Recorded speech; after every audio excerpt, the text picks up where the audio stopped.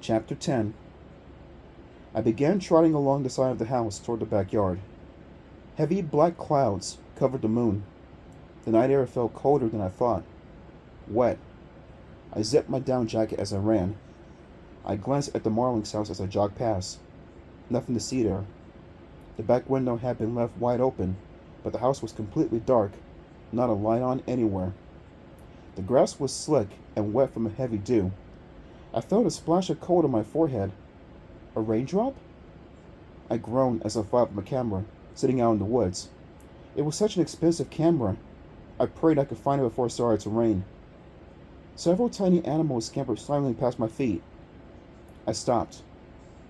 No, not animals. Fat, dead leaves. They scuttled over the dark grass, pushed by swirls of wind. I lowered my head under a tree branch and entered the woods at the back of the yard. The old tree shivered and creaked. The steady "whoo" of an owl far in the distance made me think of my aunt and uncle.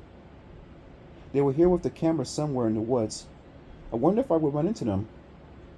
I followed the twisting path through the trees. Another raindrop fell heavily on the top of my head. Rain spattered the ground. I stopped when the bent tree came into view, the tree I had photographed with Hannah that afternoon.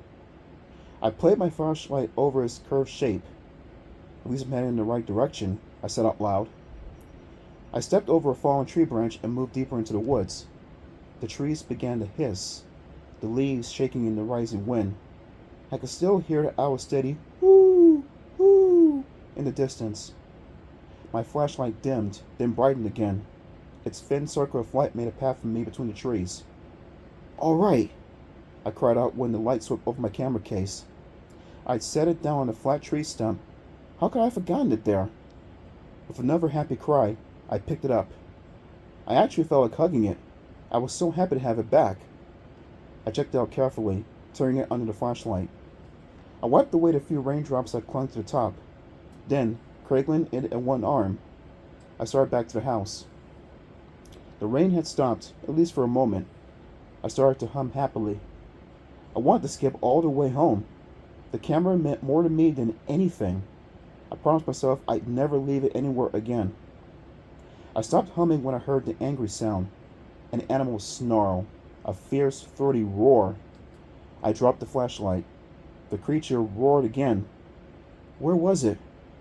Where was it coming from? Right behind me!